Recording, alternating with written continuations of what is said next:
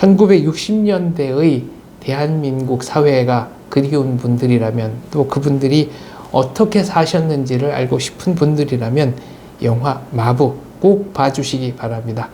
유럽에서도, 베를린 국제영화제에서도 높은 평가를 받은 작품이니까요.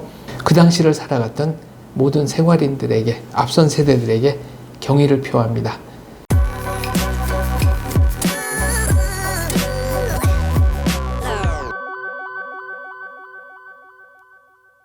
생생현대사 시청자 여러분, 안녕하십니까? 장원재입니다. 네, 마부 3부로 이어가겠습니다. 제가 이제 조미령, 지난 시간에 장녀, 옥녀의 그 한강 투신, 결국 이제 사망하는 얘기까지 했는데요. 차녀인 오키, 엄앵란, 당대에 떠오르는 20대의 젊은 배우였죠. 엄앵란은 이제 다방 내지로 있으면서 어떻게든지 좀 좋은 남자 이렇게 꼬셔가지고, 뭐 거짓말을 해서, 뭐 과장을 해서 꼬셔가지고 신분 상승을 꾀하는 그런 역할로 나옵니다. 근데 결국은 이제 부잣집 남자를 만나는 것까지는 성공하는데 버림받는 역할로 나오죠. 자녀들 얘기만으로도 이렇게 힘든데, 이제 김승호, 마부 김승호, 극중 이름이 하춘삼이었나 그렇습니다. 이 하춘삼의 집에 위기가 닥칩니다. 마주였던 주선태가 이제 말을 팔겠다. 왜? 사이드카, 뭐 화물차 이런 것 때문에 더 이상 장사가 안 되니까 팔겠다는 겁니다. 그 와중에 그 주선태의 그 자가용에 그 마부 김승호, 이 하춘삼이 다리를 다치는 사건까지 일어납니다. 더 이상 이제 살 길이 막막해진 거죠. 그때는 뭐 퇴직금이 있었겠습니까? 뭐 근로자들을 보호하는 이런 조치가 있었겠습니까? 그냥 마주가 하루아침에 말을 팔겠다고 하니까 뭐 방법이 없는 거죠. 그때 수원댁이 이 얘기를 듣고 그동안 식모살이로 표현하겠습니다. 당대 그 표현을 그대로 따라서요. 식모살이 하면서 모았던 돈으로 말을 사줍니다. 그래서 이제 계속 마부 역할을 할 수 있게 되는 건데요. 당시에 이제 화제가 됐던 것은 이 중년 남녀 김승호와 황정순의 그 백허그신, 담장에 기대해서 뭐랄까요, 약간 좀 코믹한데 막 그 누가 보면 어떡하느냐 뭐 그러면 실갱이를 하면서 그래도 뭐 해서 이렇게 뒤에서 이제 백허그라고 하기에도 좀 그렇지만 아무튼 그 백허그 씬이라고 저는 이름 붙였는데, 그 장면이 당대 관객들에게는 굉장히 자극적이었나 봅니다.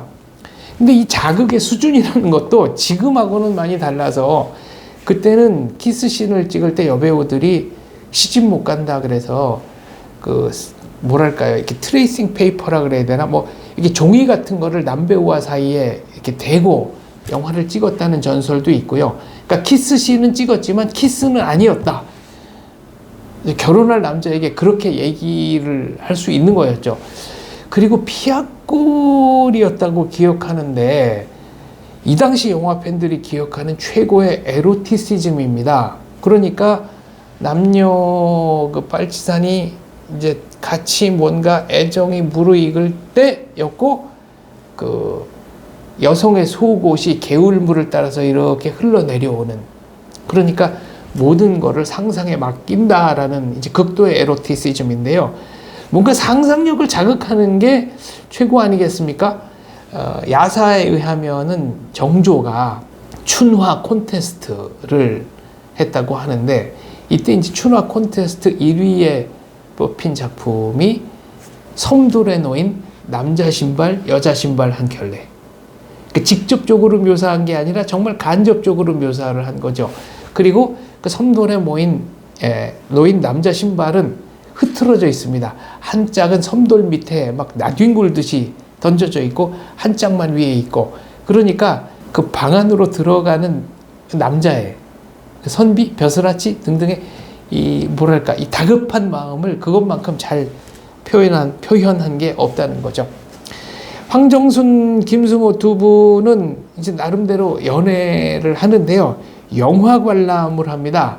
영화를 본 장소는, 그러니까 영화 제목은 춘향전인데 어떻게 이제 하다가 조금 늦게 들어갑니다. 그래서 황정순 여사가 영화를 처음부터 못 봐서 서운하다라고 얘기하는 대목이 있고요. 뭐 그때나 지금이나 마찬가지인 것이 이 마부 김승호는 영화보다는 옆자리에 앉은 수원댁에게 이게 힐끔힐끔 좀 정신이 팔려 있는 그런 아주 재밌는 장면이 있습니다. 영화를 본 것은 서부역 근처에 있었던 남영동의 성남극장. 제가 태어난 곳이 이제 남영동이거든요. 그래서 저희 할머니도 이제 성남극장에 당시 무슨 하춘화쇼, 이미자쇼 이런 게 들어오면 꼬박꼬박 이제 구경을 가셨는데, 성남극장이 있고 길 건너편에 극장이 하나씩 있었습니다. 하나는 성남극장이었는데 하나의 이름이 지금 제가 생각이 안 나거든요. 당시 그 남영동에 사셨던 분들 댓글 달아주시면 제 어린 시절, 아주 어린 시절의 추억을 소환하는데 도움이 되겠습니다. 하나는 성남극장, 하나는 뭐 아무튼 그 길을 마주보고 극장 두 개가 있었던 기억이 납니다. 영화는 이제 해피엔딩으로 마무리합니다. 이제 3번이나 고시에 떨어졌었던 신영균이 드디어 고시에 합격을 하죠. 고시 합격을 확인하는 것도 당연히 뭐 컴퓨터, 전화 이런 게 아닙니다. 벽보입니다. 중앙청. 지금은 헐려 없어진 건물. 그러니까 이제 조선 총독부로 쓰이다가 해방 이후에는 중앙청으로 쓰였고, 이제 정부 수립도 거기서 일어났고요. 또 6.25 당시에는 9.28 수복 때 직접 그 해병대원들이 전투를 통해서 그 안에 남아있던 북한군 잔당을 백병전으로 물리치면서 그 중앙청 도움에 태극기를 달았다는 그 역사의 현장이기도 하고요. 그리고 헐리기 전까지는, 그러니까 김영삼 대통령이 뭐 민족정기를 복원하겠다 그러면서 이제 헐었는데, 그 헐리기 전까지는 국립중앙박물관으로 쓰였던 그 중앙청 앞에 벽보를 이렇게 딱 붙이죠. 그러니까 큰 붓글씨로 이제 합격자 명단을 한자로 이렇게 쓰는데, 그거를 직접 가서 확인을 하고 이제 붓자가 부둥켜 안고 그 감격해 하는 장면이 있습니다. 근데 여기도 깨알 유머가 있습니다. 드디어 합격했다고 감격해서 막 그 안으려고 하는데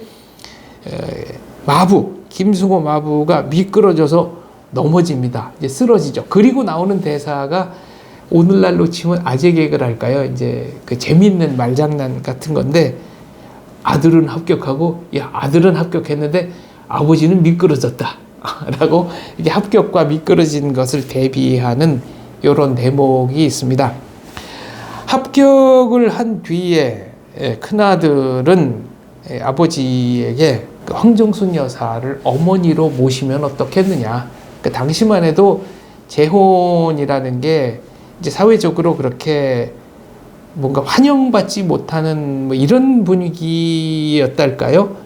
그 재혼은 상당히 조심스러운 거였고, 더구나 아버지가 그 자녀들의 동의 없이는 재혼을 하기도 조금 눈치가 보이던 이제 그런 시대였던 것 같습니다. 그래서 이제 큰아들이 수원댁을 어머니로 모시겠다고 해서 김승호 마부, 그러니까 하춘사음은 감격을 하고요. 이제 라스트 씬은 가족 모두가 손을 잡고 서울 시내의 거리를 걸어가는 그런 장면입니다. 물론 가족 모두의 모습, 그리고 새로운 가족이 된 이제 수원댁 황정순 여사까지를 보여주면서 마무리되는데요. 역시 마부 역할을 얼마나 더 할 수 있었는지는 잘 모르겠습니다. 당대에는 시대가 빠르게 변하고 있었으니까요.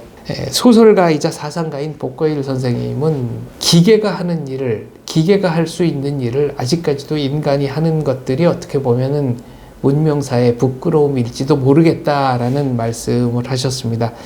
그런 측면에서 마부가 얼마나 더 마부 일을 할 수 있었을지는 모르겠습니다.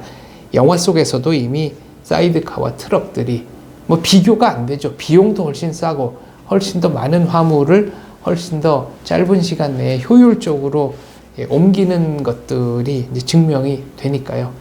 그러나 마부는 아마 틀림없이 생활력이 강한 분이셨으니까 다른 직업, 다른 훌륭한 직업을 찾아서 늦게까지 가족들을 부양하면서 어쩌면은 손주들에게 용돈을 주면서 흐뭇한 표정을 지었을지도 모르겠습니다.